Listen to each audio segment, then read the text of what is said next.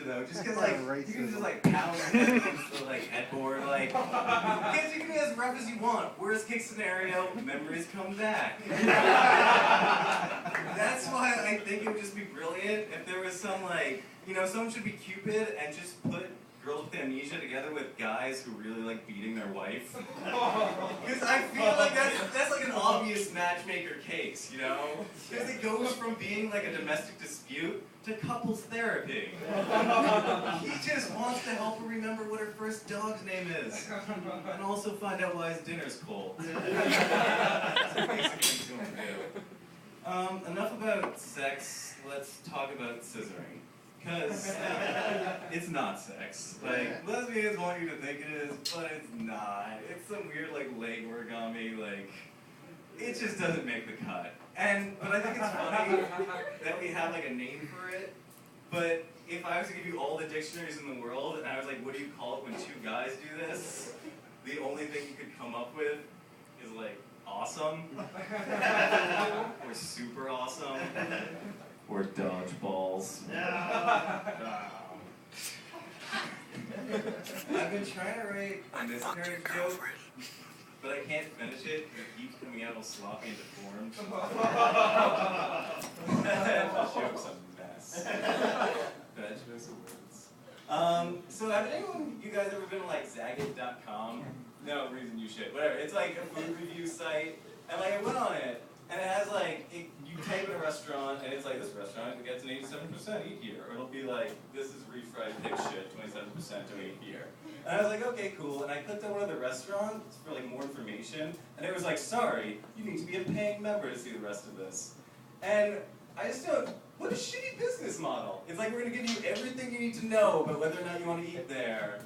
But if you want to know more after that, you have to pay. That's like, if a hooker like blows you for free, and then it's like, it's $100 if you want me to stay around and talk about how your cum tastes. Shitty business model. It would be terrible. Speaking of hookers, which have STDs, I'm like really scared about getting one. I still don't wear a condom, but I'm like the exact level below wearing a condom, worried about them, but like, I have game plans. Like, if I ever get genital warts, I thought of a way how to spin it, you know? Like, if a girl, like, if I ever caught it, and the next girl I'm like dating, I would be like, oh, I should just be upfront. When I was in high school, I was young and dumb, and I was totally in love with a blind girl. And just one day I was drunk and I got her name tattooed on my dick. It had to be in Braille. Yes. If you have AIDS, you can't really spin it, you gotta be more upfront, but I still have like a way to soften the blow. You know, it's like, look, I was young, I was dumb, I was in high school. I really was in love with Magic Johnson. And this one time in Africa, I fucked a gorilla. Simple things. Like, getting an STD is awkward because you have to go to the doctor and tell him about it. And like, you have a really fucked up relationship with your doctor. Like, you know the absolute dirtiest shit about you. Like, if you ever get an STD and your dick starts looking like a rocket pop, each with 3 different colors, you gotta see the doctor. Sure, there are benefits. It's easier to get the kids from the playground to Penn State. Well,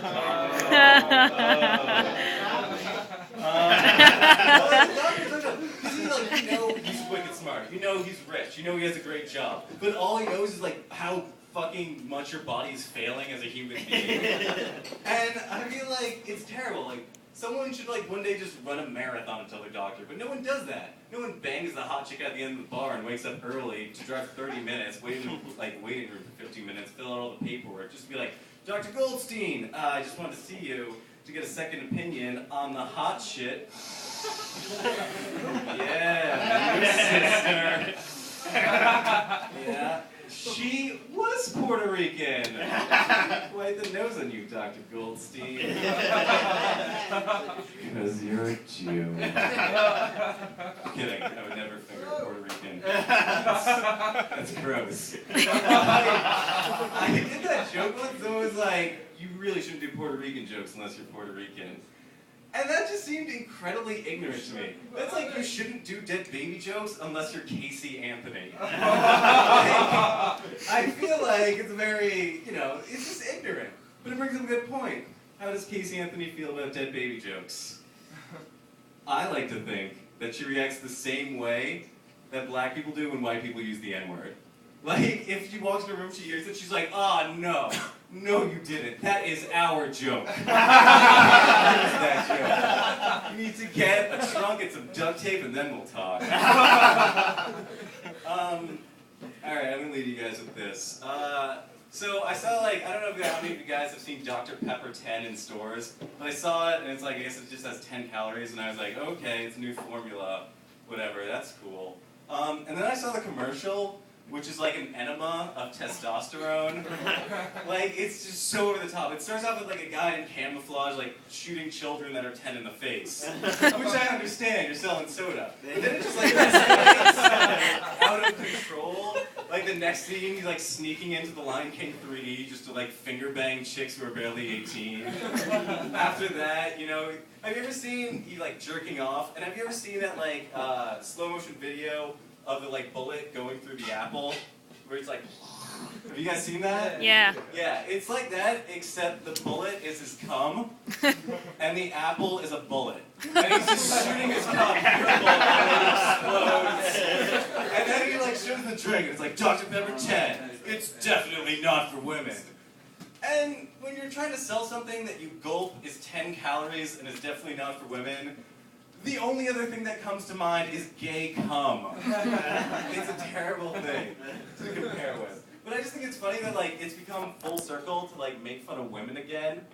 Yeah, they got suffrage, but fuck them. That's weird. How full circle is it gonna get between Dr. Pepper is all right, I got it. Dr. Pepper, 1825. It's definitely not for darkies. I'm Andrew Larson. Woo!